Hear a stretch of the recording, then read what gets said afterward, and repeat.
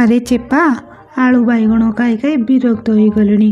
ଆଜି ନୂଆ ବର୍ଷଟା, ଚିକେନ୍ କି ମଟନ୍ ଖାଇବାକୁ ଇଚ୍ଛା ହେଲା।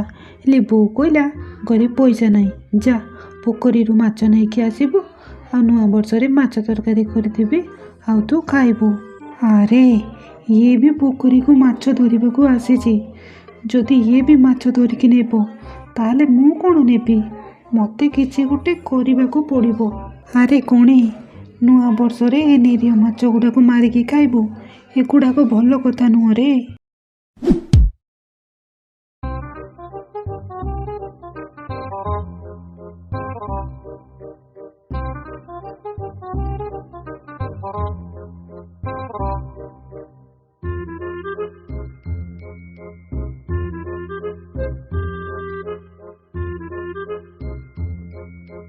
ବହୁତ ଦିନ ହେଲାଣି ଚିକେନ୍ ମଟନ୍ କିଛି ଖାଇନି। ଆଜି ନୂଆ ବର୍ଷଟା, ଚିକେନ୍ ମଟନ୍ ନହେଲା ନାହିଁ। ଆଜି ଏ ପୋଖରୀରୁ ମାଛ ଧରିକି ନେବି, ଆଉ ବୋଉକୁ କହିବି ମାଛ ତରକାରୀ କରିଦେବ, ଆଉ ମୁଁ ପେଟ ଭରିକି ଖାଇବି। ଆରେ ଏ ଗଣି କୁଆଡ଼େ ଆସୁଛି?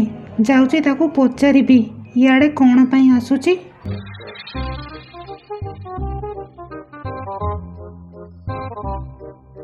ଆରେ ଗଣି, ଇଆଡ଼େ ତୋର କ'ଣ କାମ ଥିଲା କି?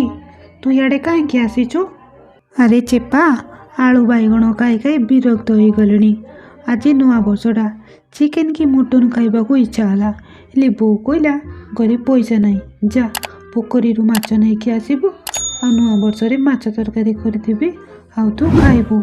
ଆରେ ଇଏ ବି ପୋଖରୀକୁ ମାଛ ଧରିବାକୁ ଆସିଛି।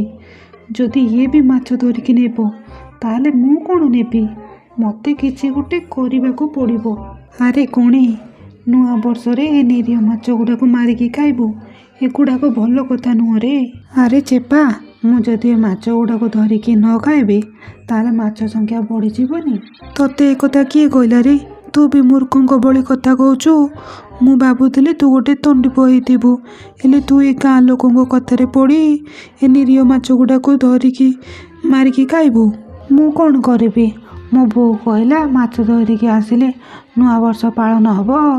ଆରେ ଗଣି, ତମର ଆଜି ଛତୁ କି ପନିର ରୋଷେଇ କରିକି ଖାଅ। ନୂଆ ବର୍ଷ ପାଇଁ ଏ ନିରୀହ ପଶୁ ପକ୍ଷୀ ଗୁଡ଼ିକୁ ମାରିକି କାણે ଖାଇବୁ? ଆରେ ଚେପା, ତୁ ଠିକ୍ କଥା କହିଲୁ ଯେ, ହେଲେ ମୋର ବି ଟିକେ ଇଚ୍ଛା ଥିଲା ମାଛ ଖାଇବାକୁ।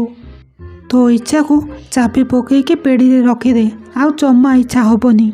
ଆରେ ଚେପା, ତୁ ଏଠାରେ କ'ଣ କରୁଛୁ? ଆରେ ମୁଁ ଏଠାକୁ ଥଣ୍ଡା ପବନ ଖାଇବାକୁ ଆସିଥିଲି ରେ। ହଇରେ ଚେପା, ତୁ ବି ମୋ ସାଙ୍ଗରେ ଚାଲେ, ମିଶିକି ବଜାରକୁ ଯିବା, ଆଉ ଛତୁ କିଣିକି ଆଣିବା। ଆରେ ଖଣି, ତୁ ଏବେ ଯା, ମୁଁ ଟିକେ ପରେ ଯିବି। ତୋର ଏଠାରେ କି କାମ ଅଛି ରେ? ନାଇଁ ରେ, ମୋର କିଛି କାମ ନାହିଁ ଯେ, ଆଉ ଟିକେ ଥଣ୍ଡା ପବନ ଖାଇକି ଯିବି। ହଉ ରେ ଚେପା, ମୁଁ ଏବେ ଯାଉଛି। ହଁ ହଁ, ତୁ ଏଥର ଯା। ଆରେ ଗୋଟେ ଘଣ୍ଟା ଗଲା, ଏତେ ଦିନ ପରେ ମୁଁ ଆମିଷ ଖାଇବାକୁ ମନ କଲା ବେଳକୁ ଏ ଗଣି ବି ଆସିଛି ମାଛ ଧରିବାକୁ। ତାକୁ ରାସ୍ତାରୁ ହଟେଇ ଦେଲି। ଏବେ ଆଉ କିଏ ନାହିଁ, ଯାଉଛି ଏବେ ଆରାମରେ ମାଛ ଧରିବି, ଘରକୁ ନେବି, ଆଉ ନୂଆ ବର୍ଷ ପାଳନ କରିବି। ଆରେ ସାଙ୍ଗମାନେ, ଏହାର ଫୁଲ୍ ଭିଡ଼ିଓ ବହୁତ ଜଲ୍ଦି ଆସିବାକୁ ଯାଉଛି। ଯଦି ଦେଖିବାକୁ ଇଚ୍ଛା, ତେବେ ଭିଡ଼ିଓକୁ ଲାଇକ୍ କରିକି ଚ୍ୟାନେଲକୁ ସବସ୍କ୍ରାଇବ୍ କରିଦିଅ।